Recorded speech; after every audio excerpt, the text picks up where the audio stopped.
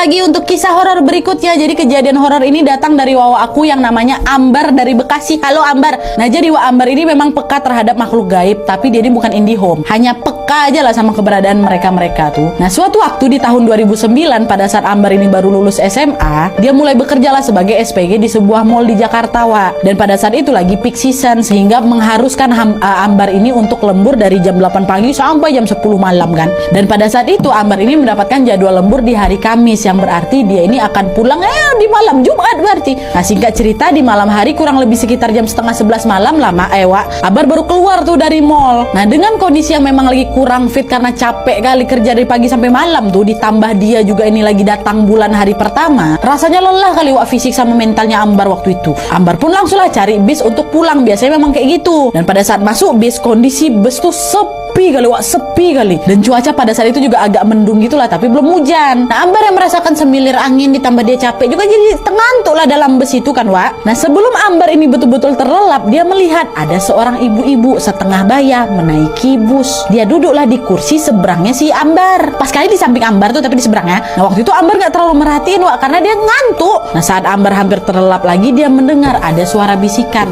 "Jangan tidur," katanya kan. Dengar itu Ambar pun refleks terbangun Wak. Dia terduduk nih langsung tegak. Dia mencari lah sumber suara yang bilang jangan tidur itu kan. Dan ternyata ibu-ibu yang baru naik itulah yang berbisik. Dan pada saat Ambar nengok, ibu tuh tersenyum tuh ke Ambar.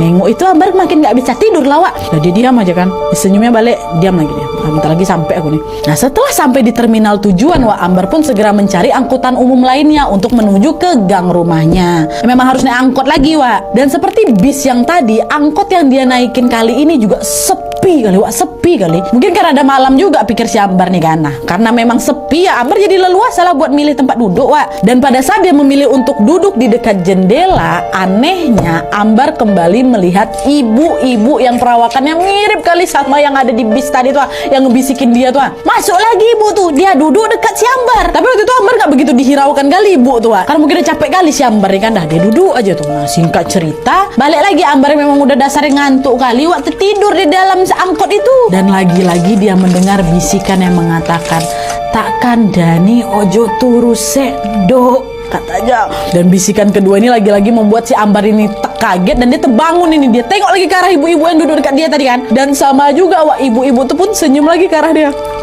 Gegar itu Ambar langsung melek matanya kan, gak mau tidur lagi, diam aja.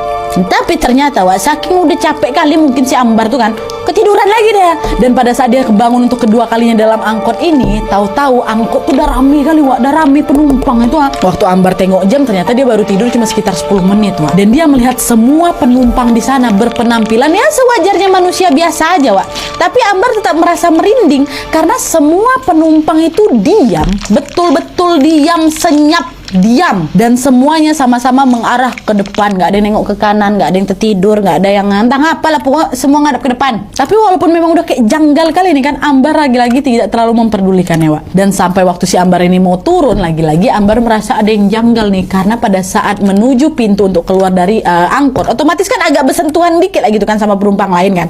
Dan pada saat itulah Ambar merasa semua penumpang tuh badannya dingin kali. Dan pada saat memberi ongkos ke Pak Supir tuh, tangan Pak Supir tuh pun dingin kali Wak. Di situ Ambar udah nggak betul ini, dia langsung lah buru-buru kan berjalan itu ke gang rumahnya. Dan pada saat itu Ambar langsung nelfon bapaknya untuk minta, "Udah Pak, tolonglah jemput aku di ujung gang ini ya." Karena selain dia takut dengan kejadian tadi Wak, konon katanya gang rumahnya Ambar ini juga memang dikenal angker. Tapi sayangnya di telepon, punya telepon bapaknya juga dia angkat telepon tuh. Terus tiba-tiba gerimis kan, membuat suasana pun makin mencekam lagi Wak. Akhirnya Ambar pun memberanikan diri nih, mulai dia berjalan gitu kan di gang rumahnya sambil tetap menelpon bapaknya. Dan Ambar mengaku keadaannya betul-betul nggak nyaman kali. Nah dia, bahu aku kerasa berat, telinga aku panas, bulu kuduk aku tegak semua, badan aku mulai capek kali, ngantuk, datang bulan hari pertama pula. Bayangkan kalian kalau jadi Ambar tuh gimana. Dan dengan kondisi yang seperti itu, kalian tahu tiba-tiba aja Ambar melihat dengan jelas sekali ada sosok kuntilanak posisinya pun dekat kali sama si Ambar. Cuma sekitar 2 meter aja dari aku Nadia. Dan kuntilanak itu bajunya udahlah putih tapi lusuh, rambutnya terurai itu nggak karu-karuan, matanya merah menyala tuh, sedang menatap si Ambar dengan tajam. Dan di posisi itu Ambar betul-betul nge-freeze, wak. Badan aku macam dirantai, dingin pula tuh Nat. Dan pada saat itu yang bisa Ambar lakukan hanyalah berdoa dan berdoa, wak. Ambar terus berusaha untuk menggerakkan badannya sampai akhirnya badannya tergerak. Kemudian Ambar langsung ngambil lagi handphonenya dan langsung menghubungi lagi bapaknya. Dan syukurnya pada saat itu diangkat sama bapaknya, wak. Sambil nangis, sambil, bapak ini kemana aja pak, aku telepon dari tadi bapak nggak angkat-angkat, jemput aku nih di gang, katanya. Loh bapak ini loh dari tadi nungguin kamu, kok tumben kamu belum nelpon bapak, biasanya kamu minta jemput bapak di depan, udah bapak kesana sekarang, kata gitu. Dah nggak lama kemudian Ambar pun melihat bapaknya nih setengah berlari menghampiri si Ambar. Dijemput sama bapak, udah tenang, nyampe lah itu ke rumah. Nah sesampainya di rumah Ambar pun langsung diminta, udah kamu bersih-bersih dulu, mandi katanya. Dan setelah bersih-bersih, wah kalian tahu tiba-tiba aja ibu Ambar mengatakan bahwa eyang putrinya Ambar meninggal dunia jam 9 malam tadi. Ambar yang mendengar kabar itu pun langsung tersentak dan tiba-tiba dia baru menyadari bahwa, aduh bagian sini merinding, bahwa ibu-ibu yang mengingatkan Ambar di bus, di angkot untuk tidak tidur itu adalah almarhum eyang putrinya. Baru ngeh dia di rumah, wah. Mungkin di bus atau di angkot tuh dia nggak begitu bisa tengok mukanya kali karena kan gelap mungkin kan.